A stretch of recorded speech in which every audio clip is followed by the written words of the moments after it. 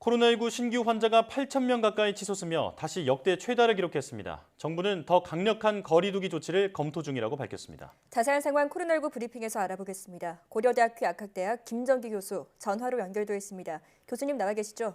네, 안녕하세요. 예, 상황이 나아질 기미가 보이지 않습니다. 확진자와 위중증 환자 같은 주요 지표 대부분이 역대 최다 기록을 경신하고 있는데요.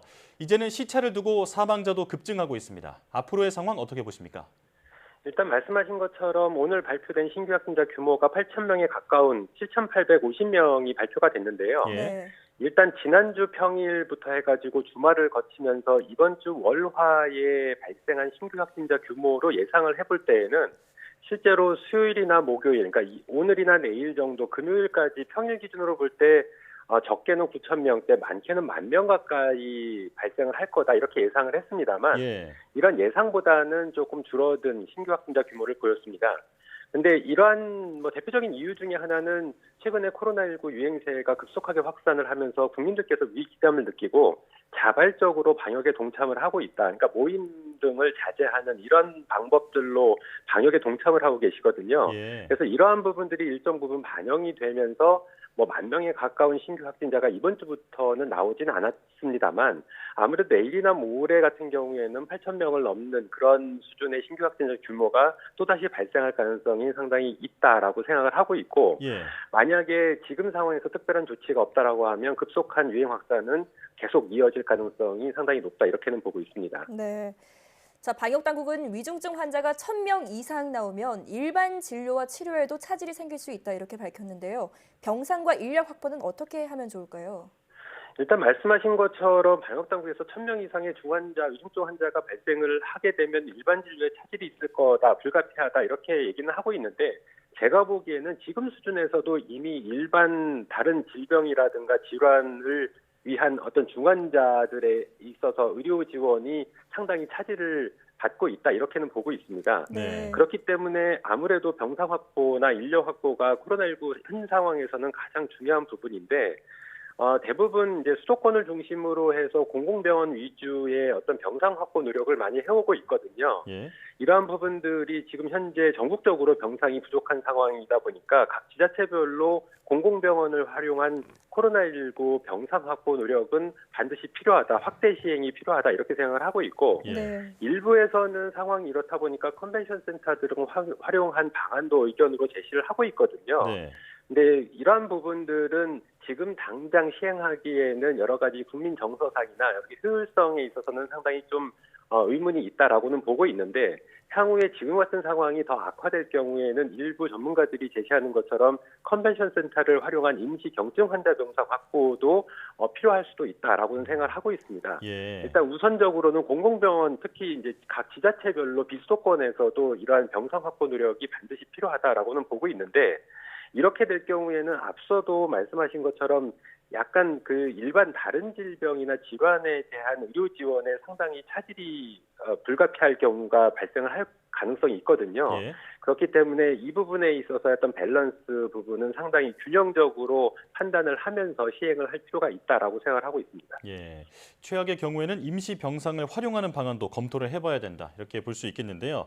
자, 이처럼 확산세가 거세지다 보니까 정부가 사적 모임 축소와 영업시간 제한을 포함하는 방역 강화 조치를 검토 중이라고 밝혔습니다. 다시 거리 두기로 돌아간다면 오는 금요일부터 2, 3주 정도 적용될 것으로 보이는데요. 방역 강화가 불가피한 상황이라고 볼 수 있을까요?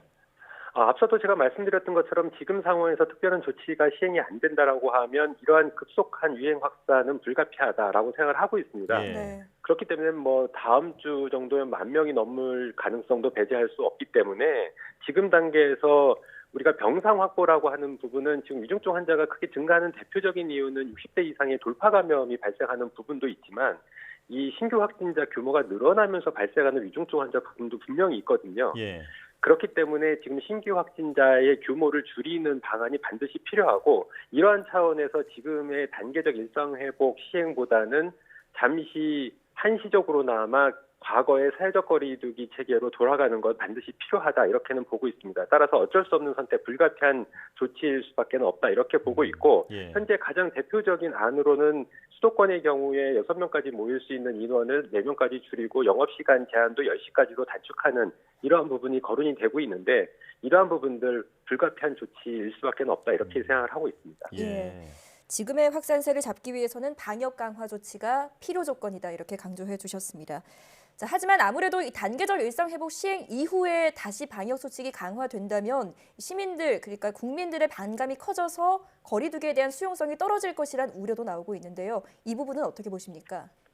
일단 보건당국 차원에서 거리두기로 환원이 된다라고 하면 제가 보기에는 국민들께서 반드시 참여를 하실 거다. 그러니까 참여도가 상당히 높을 거다 이렇게 생각을 하고 있습니다. 네. 예. 다만 우려되는 부분은 한동안 거리두기, 그러니까 단계적 일상 회복 조치가 시행이 되면서 이 자영업자분들이 경제적으로 상당히 좀 과거에 어려웠던 부분이 해소가 됐던 부분이 분명히 있습니다.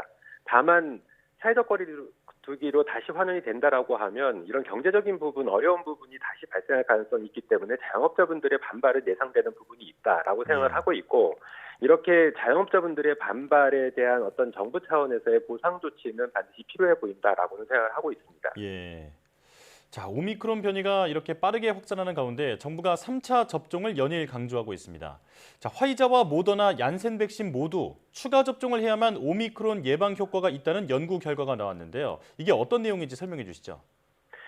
말씀하신 부분은 현지 시간으로 이제 14일 로이터 통신에서 보도한 내용인데 매사추세츠 종합병원과 하버드대 그리고 MIT 공동연구팀에서 발표한 부분이거든요. 네. 그래서 화이자, 모더나 백신 2회 접종자 그리고 얀센 2회 접종자의 혈액을 대상으로 해서 오미크론 변이 바이러스에 대한 중화항체 수준을 검사를 했는데 일단 중화 수준이 거의 없거나 상당히 떨어진다라고 얘기를 하고 있고 여기에 추가 접종을 했을 때에는 강력한 중화 반응을 보이더라라는 연구 결과입니다. 예. 그렇기 때문에 오미크론에 대해서는 추가 접종이 반드시 필요해 보인다라고 생각을 하고 있고 유사한 연구 결과가 과거 영국의 옥스퍼드대 연구팀에서도 나온 바가 있고 그리고 그 화이자 그러니까 바이오엔테크의 자체적인 연구 결과에도 유사한 결과들이 나왔거든요. 네. 더불어서 남아공 연구팀 같은 경우에도 2차 접종했을 때는 상당히 예방 효과가 떨어지지만 이 부분이 추가 접종을 했을 때는 급격하게 상승한다라는 연구 결과들이 계속 쌓이고 있기 때문에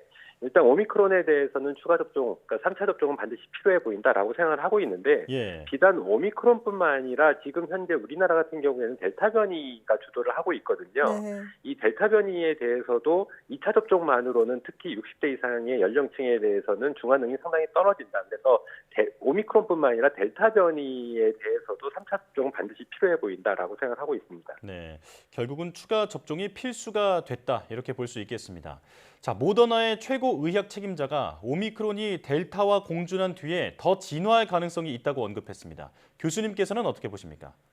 현재는 아무래도 전 세계적으로 델타 변이가 우세종인 건 맞습니다. 근데 영국과 같이 아니면 남아공과 같이 특정 지역에 대해서는 오미크론이 굉장히 빠른 속도로 우점화를 보이고 있거든요. 예. 그렇기 때문에 현 상태에서는 델타 변이가 우점종인 건 맞습니다만 조만간에 멀지 않은 시점에 오미크론이 상당히 전파가 확산이 되면서 한동안은 델타 변이와 오미크론 변이가 공존하는 시기가 분명히 있을 거다. 그 뒤에 결과적으로는 오미크론, 전파력이 빠른 오미크론이 델타를 밀어내고 우점화할 가능성이 상당히 높다. 이렇게는 보고 있습니다. 네. 근데 그 뒤에는 이 오미크론의 또 다른 제2의 오미크론이 나타날 가능성, 새로운 변이가 나타날 가능성 충분히 있습니다만 오미크론과 다른 또 다른 새로운 변이 바이러스 등장 가능성은 분명히 가능성이 상당히 높다 이렇게는 보고 있고요.